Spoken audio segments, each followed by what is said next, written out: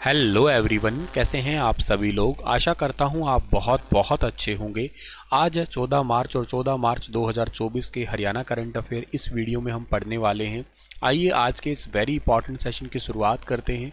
आज का पहला करंट अफेयर क्या रहेगा, तो आज का पहला क्वेश्चन पढ़ें हम लोग। उससे पहले आपको इस क्लास का पीडीएफ चाहिए तो आप star IQ education Telegram channel को ज्वाइन कर लेना।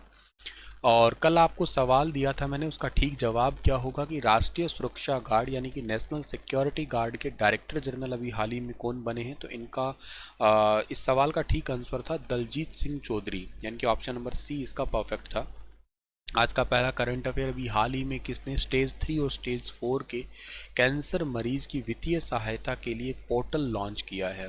तो ये पोर्टल लॉन्च किया है नायब सिंह सैनी ने, क्योंकि हरियाणा के मुख्यमंत्री फिलहाल के लिए ये हैं। अभी हाल ही में एक कैबिनेट की बैठक सी ली थी इन्होंने, अधिकारियों की बैठक ली थी, कैबिनेट की बैठक तो नहीं कह सकता मैं। और उसके दौरान ये घोषणा की गई है कि जो कैंसर के स्टेज 3 और स्टेज 4 के पेशेंट हैं, आपको ऑलरेडी पता है कि इनको वित्तीय सहायता हरियाणा सरकार के द्वारा दी जाती है।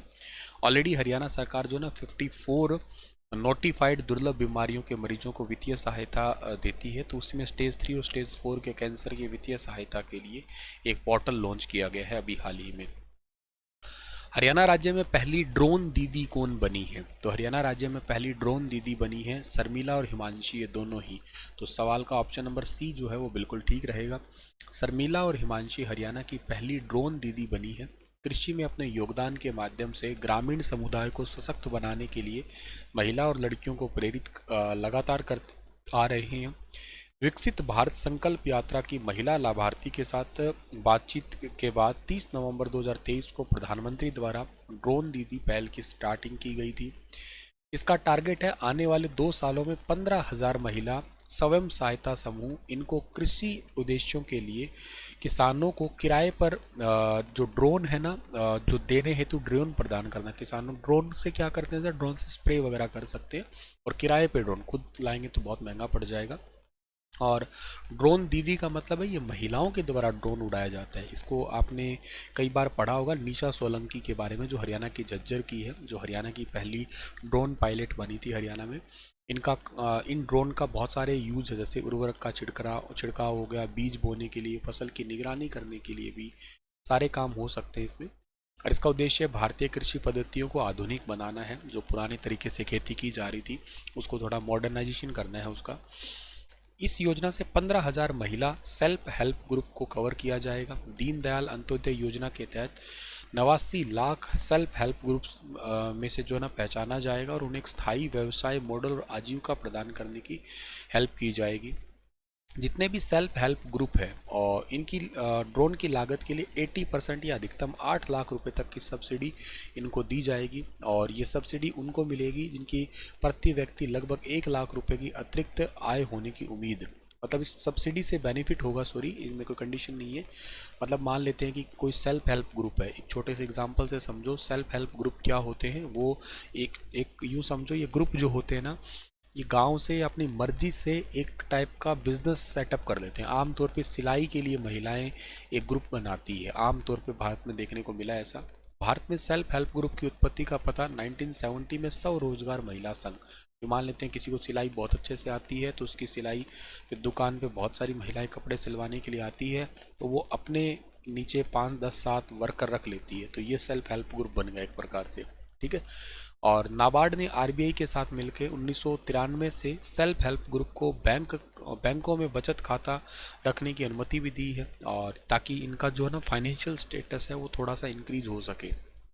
और इन्हीं सेल्फ हेल्प ग्रुप को ही कहा है कि अगर ये ड्रोन के द्वारा स्प्रे करती है तो इनको सब्सिडी मिलेगी। अगर ड्रोन खरीदने पे इनको 80% तक की सब्सिडी सरकार देगी, या मैक्सिमम 8 लाख रुपए तक की सब्सिडी देगी। और ये 1 लाख रुपए पर पर्सन तक लगभग जो है से मुनाफा कमा सकते हैं बेसिकली, ठीक है।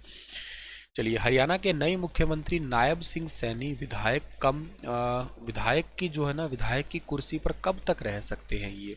तो विधायक की कुर्सी पर रह सकते हैं कब तक, ये रह सकते हैं मुख्यमंत्री की कुर्सी पे, सॉरी विधायक की कुर्सी पे नहीं, मुख्यमंत्री की कुर्सी पे 11 सितंबर 2024 तक। अब ये क्या मामला है सर जी। देखो क्या होता है, आपके मन में जरूर ये डाउट आया होगा कि हरियाणा के हैं तो ये मुख्यमंत्री बन गए, लेकिन ये कुरुक्षेत्र से है। और आपने जीके में ये ज़रूर पढ़ लिया होगा कि कुरुक्षेत्र नाम की कोई भी विधानसभा सीट नहीं है। अच्छा, कुरुक्षेत्र नाम की कोई विधानसभा सीट नहीं है तो कुरुक्षेत्र से ये क्या है, ये कुरुक्षेत्र से मेंबर ऑफ पार्लियामेंट है, लोकसभा के सांसद है। और आपको पता है कि मुख्यमंत्री बनने के लिए एमएलए होना बहुत ज़रूरी है। पर अगर एमएलए नहीं है तो सर ये मुख्यमंत्री कैसे बन गए? मुख्यमंत्री बन गए क्योंकि पार्टी, जिस भी पार्टी के पास मेजोरिटी होती है तो वो बेसिकली राज्यपाल के पास में अपना बहुमत साबित करने के लिए मतलब कह देते हैं कि हमें मुख्यमंत्री बनना है। लेकिन उनको 6 महीने के अंदर अंदर जो है वो किसी भी जगह से एमएलए बनना जरूरी होता है, 6 मंथ के अंदर उपचुनाव करवा के। और फ्लोर टेस्ट भी करना जरूरी था। फ्लोर टेस्ट में तो हालांकि जीत गए, इनके पास में 48 विधायक है, इनके पक्ष में ही है। हरियाणा में 46 का ही आंकड़ा है मेजोरिटी का तो। लेकिन अब हरियाणा में कोई सीट खाली नहीं है तो एक सीट खाली हो गई। अब कौन सी सीट खाली होगी? करनाल सीट खाली हो चुकी है। करनाल से हरियाणा के सीएम जो अब तक चल रहे थे, पूर्व सीएम मनोहर लाल जी, उन्होंने इस्तीफा दे दिया। अब उसी सीट से ही इलेक्शन लड़ने वाले हैं नायब सिंह सैनी, ताकि वो जीत पाएँ, ठीक है ना। और मतलब इलेक्शन होंगे और अगर वो इलेक्शन नहीं लड़ते हैं तो इनका टाइम पीरियड मतलब ये टाइम तक है, इस टाइम तक जो है ना 6 महीने पूरे हो जाएंगे ये। तो 6 महीने यानी कि 11 सितंबर 2024 तक ही सीएम की कुर्सी पे रह सकेंगे ये। हरियाणा की मौजूदा विधानसभा का कार्यकाल कब तक का है? 2 नवंबर 2024 तक का है।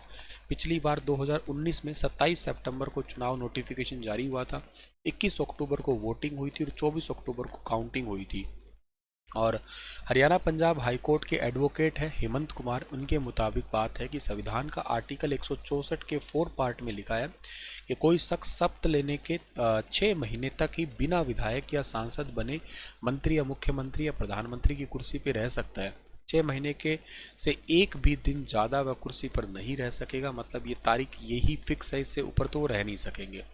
अब इनके पास में 3 ऑप्शन है। फिर पहला ऑप्शन क्या है? पहला ऑप्शन तो यही हो सकता है कि 6 महीने के अंदर विधानसभा की कोई सीट खाली करे, जैसे इन्होंने पहला ही ऑप्शन अपनाया है, वैसे तो उपचुनाव लड़ने वाले हैं ये।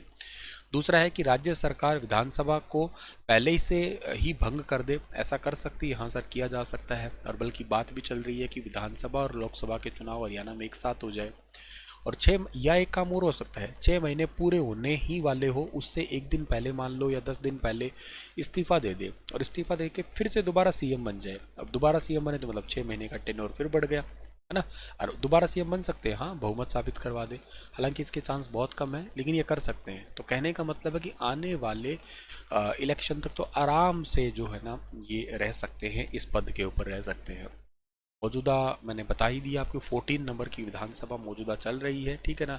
4 नवंबर 2019 को जो है इसका सेशन पहला स्टार्ट हुआ था। आर्टिकल 172 के अकॉर्डिंग कोई विधानसभा या संसद अपने सेशन के पहले दिन से अगले 5 साल तक बनी रहेगी। और ये 3 नवंबर 2024 तक का इसका टाइम बनता है, मतलब 2 तारीख को ख़त्म हो जाएगी, 3 तारीख तक हो जाएगी ख़त्म, ऐसे है। 5 साल पहले होने से पहले भंग कर सकते हैं, हाँ, केंद्र सरकार या गवर्नर या राष्ट्रपति की सहमति से ऐसा किया जा सकता है। नए सदस्य का कार्यकाल 1 साल से कम बचे तो उपचुनाव नहीं करवाता है आयोग, ऐसा भी देखने को मिला है। जैसे 1951 की धारा 151A के तहत इलेक्शन कमीशन ऐसी किसी खाली सीट पर उपचुनाव नहीं करवाता है जहां नए सदस्य का कार्यकाल 1 साल से कम बचा हो। अब तो 6 महीने ही बचे वैसे देखा जाए तो हरियाणा की मौजूदा विधानसभा के 4 साल का टर्म तो पूरा होने के बाद यदि कोई सीट किसी एमएलए के मरने के बाद या इस्तीफे के कारण खाली हुई है तो नियमानुसार चुनाव आयोग उस पर उपचुनाव नहीं करवाने का फैसला ले सकता है। जैसे मैं आपको एक एग्जांपल देता हूं, अंबाला से रतन लाल कटारिया का देहांत हुआ था, लोकसभा सांसद थे, तो उस जगह पे अभी वो सीट खाली ही है। हालांकि उनकी पत्नी बंतो कटारिया को अभी लोकसभा से इलेक्शन के लिए टिकट मिला है अभी हाल ही में। और 1986 का एक एग्जाम्पल भी है इसमें।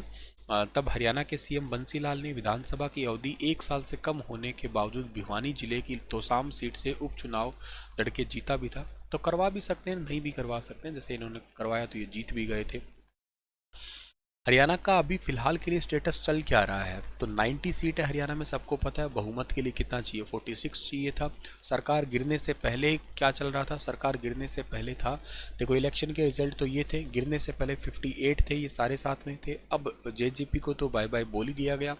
तो बीजेपी के पास 41 है और हरियाणा लोकहित पार्टी गोपाल कांडा, इनकी एक ही सीट यहाँ पे और निर्दलीय 6, तो कुल मिला के इनके पास 48 है। तो अब भी इनके पास मेजोरिटी से ऊपर ही है ये।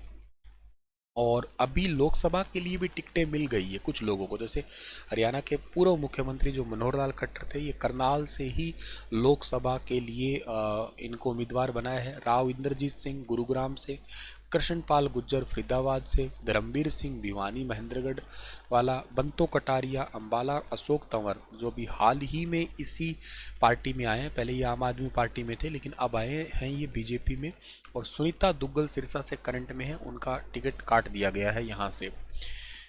हरियाणा के किन दो पर्यटकों को 20-20 करोड़ रुपए का अनुदान दिया गया है? तो हरियाणा के दो पर्यटन जो है ना, एक है महर्षि दयानंद विश्वविद्यालय और एक है भगत फूल सिंह महिला विश्वविद्यालय कानपुर कला।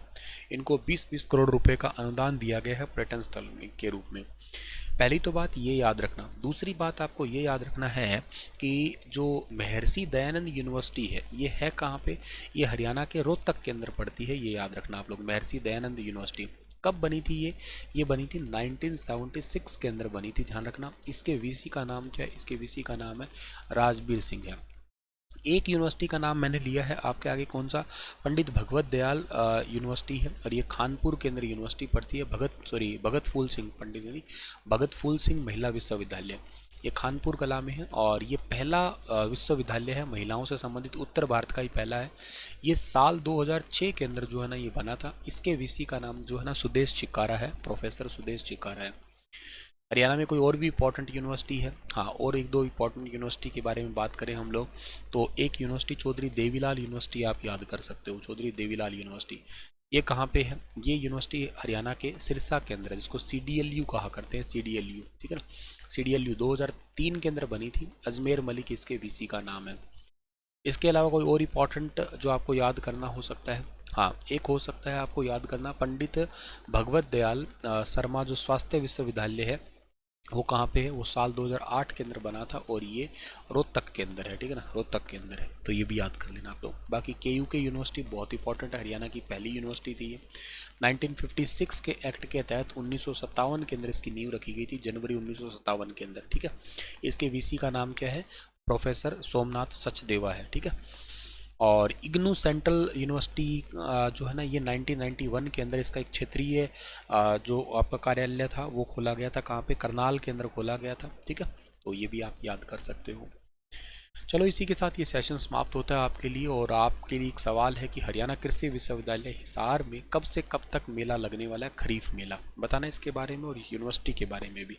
मिलता हूँ कल के सेशन में, तब तक के लिए राधे राधे। और इसके अलावा कोई बच्चा अगर इस ICT वगैरह की प्रिपरेशन कर रहा है तो आप सुबह 10 साढ़े 10 बजे लाइव क्लास होती है, उसको लगा सकते हैं आप लोग, ठीक है। Thank you so much.